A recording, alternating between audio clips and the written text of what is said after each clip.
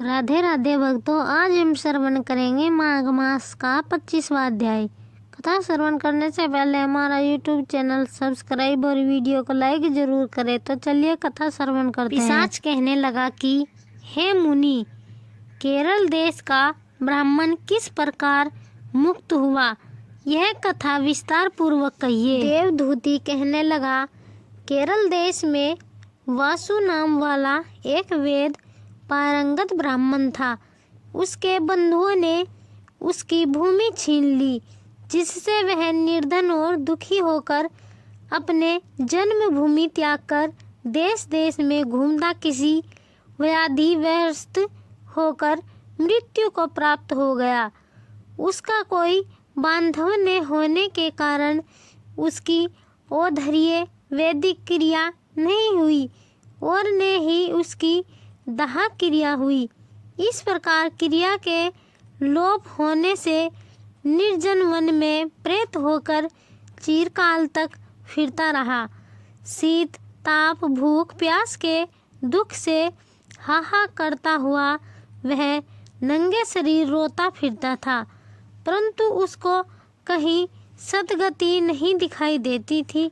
सर्वथा दान ने देने से वह अपने कर्म फल को भोगता था।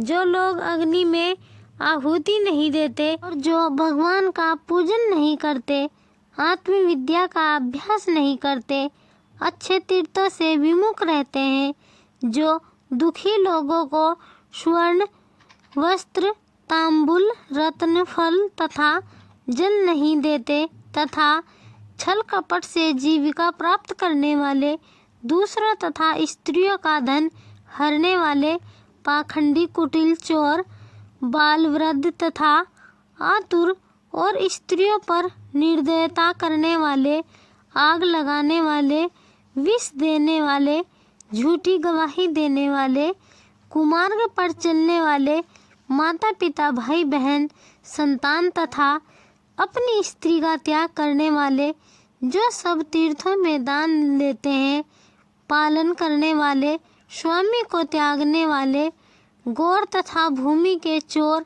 वेदों की चिंता करने वाले, व्रताद्रोह करने वाले, प्राणियों की हिंसा करने वाले, देवता गुरु की निंदा करने वाले, यह सब बारंबार प्रेत पिशाच राक्षस तथा बुरी योनियों में जन्म लेते हैं। अतः बुरे कर्म से बचकर धर्म के कार्य तथा यज्ञ दान और तप आदि करने चाहिए, क्योंकि कर्म फल अवश्य मिलता है। इस प्रकार प्रेत की गति देखकर पाप कर्म कदापि नहीं करने चाहिए। ब्राह्मण कहने लगा कि इस प्रकार उस केरल ब्राह्मण ने उस पर्वत पर अधिक समय व्यतीत करके एक मार्ग में एक पथिक को देखा, जो 2 गगरियों में त्रिवेणी का जल लिए हुए था। आनंद पूर्वक भगवान के चरित्र का गान कर रहा था। प्रेत ने उसका मार्ग रोककर कहा कि तुम डरो मत, इस गगरी का जल मुझको पिलाओ, नहीं तो मैं तुम्हारे प्राण ले लूंगा। देवदूती कहने लगा कि उसको देखकर पथिक कहने लगा कि दुखी दुर्बल नंगे मुरझाए हुए तुम कौन हो? पैरों से पृथ्वी को स्पर्श न करके चलते हो। तुम्हारा उदर मांस रहित है। लोमस जी बोले। प्रेत यह वचन सुनकर कहने लगा कि मेरे ऐसा होने का कारण सुनो। मैंने कभी ब्राह्मणों को दान नहीं दिया, अनंत लोभी, क्रियाहीन, दूसरे के अन्न से पलने वाला और अकेला मिठाई खाने वाला था। मैंने कभी किसी को भिक्षा नहीं दी, न दूसरे के दुख से दुखी हुआ। प्यास से प्राणियों को मैं कभी जल नहीं पिलाया। मैंने कभी छाता जूता दान नहीं किया, न किसी को जल का पात्र पान या औषधि किसी को दी। मैंने अपने घर में कभी किसी अतिथि को ठहरा कर उसका सत्कार किया। अंधे वृद्ध अनाथ और दीनों को मैंने कभी अन्न से संतुष्ट नहीं किया और न किसी रोगी को मुक्त किया, ने कभी ब्राह्मणों को दान दिया, ने कभी अग्नि में हवन किया।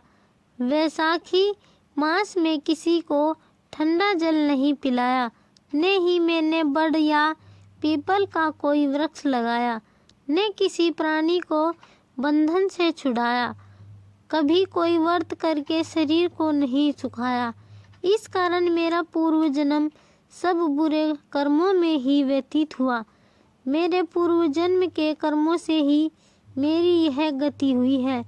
इस वन में व्याघ्र भेड़ियों से बचा हुआ मांस तथा जंतुओं के खाने से गिरे हुए फल, वृक्षों पर लगे हुए सुंदर फल तथा झरने का सुंदर जल सब ही मिलते हैं, परंतु देव इच्छा से मैं कुछ नहीं खा सकता।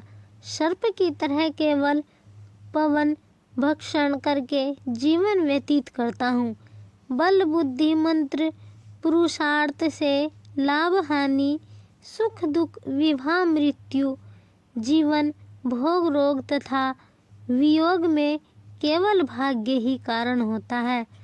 कुरूप मूर्ख कुकर्मी निंदनी तथा पराक्रम से हीन मनुष्य भी भाग्य से ही राज्य भोगते हैं। काने लुल्ले लंगड़े नीतिहीन निर्गुण नरपुसंग भाग्य से राज्य प्राप्त करते हैं।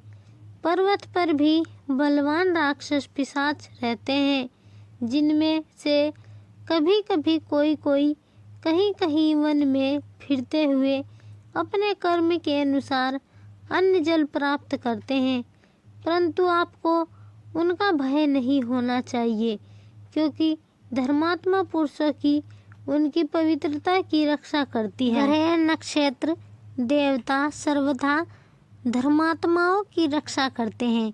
यह पिशाच आप जैसे भक्त की तरफ आंख उठाकर भी नहीं देख सकते। जो नारायण की भगवान की भक्ति से पवित्र रहता है, उसको प्रेत पिशाच पूतना कोई बाधा नहीं दे सकते।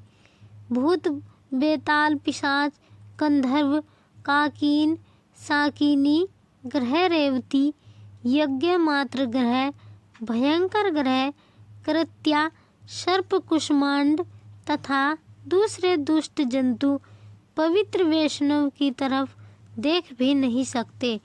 जिसकी जिह्वा पर गोविंद का नाम हृदय में वेद तथा श्रुति विद्यमान है, जो पवित्र और दानी है, ऐसे आपको कभी भय नहीं हो सकता। हे ब्राह्मण, इस प्रकार कर्मों का फल भोगता हुआ यहाँ रहता हूँ, ऐसा सोचकर मैं शोक नहीं करता। एक बार मैं जमालिनी नदी के किनारे पर गया था।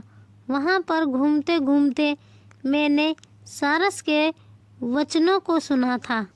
तो भक्तों, यह थी माघ मास के 25वें अध्याय की कथा। 26वां अध्याय श्रवण करने के लिए हमारा YouTube चैनल सब्सक्राइब और वीडियो को लाइक जरूर करें। राधे राधे।